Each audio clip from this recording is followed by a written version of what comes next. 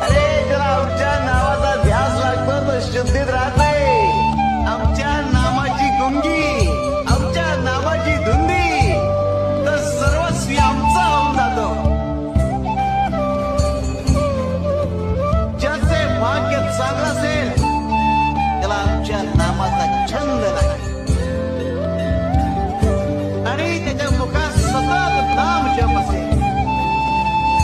आमच्या नामाची गोडी निर्माण होईल.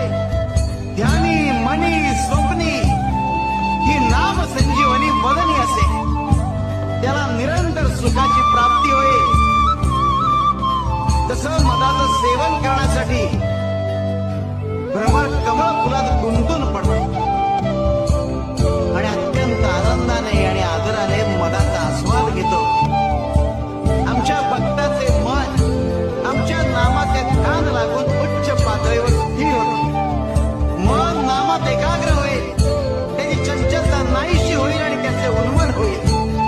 अरे नामस्मरण हेच प्रपंच व परमार्थ साधण्याचे साधन आहे. शिवाय शिवशंकर शंभो. बाळा तारक मंत्र मांड.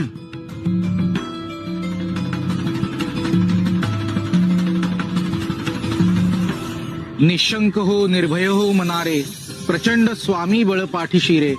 अतर्क्य अवधूत हे स्मरण गामी, अशक्य ही शक्य करतील स्वामी. जिथे स्वामी पाय तिथे न्यून काय, स्वये भक्त प्रारब्ध घडवी ही माय. आज्ञे विना काळ नाने त्याला, परलोकी ही ना भीती तयाला. उगाच भीतोसी भय हे पळू दे, जवळी उभी स्वामी शक्ती कळू दे. जगी जन्म मृत्यू असे खेळ ज्यांचा, नको घाबरू तू असे बाळ त्यांचा. खरा होई जागा तू श्रद्धे सहित, कसा होशी त्यावीण तू स्वामी भक्त. कितीदा दिला बोल त्यांनीच हात, नको डगमगू स्वामी देतील साथ. विभूती नमन नाम ध्यानादी तीर्थ, स्वामीच या पंच प्राणामृतात. हे तीर्थ घेई आठवी रे प्रचिती, न सोडी कदा जया स्वामी घेती हाती. श्री स्वामी समर्थ.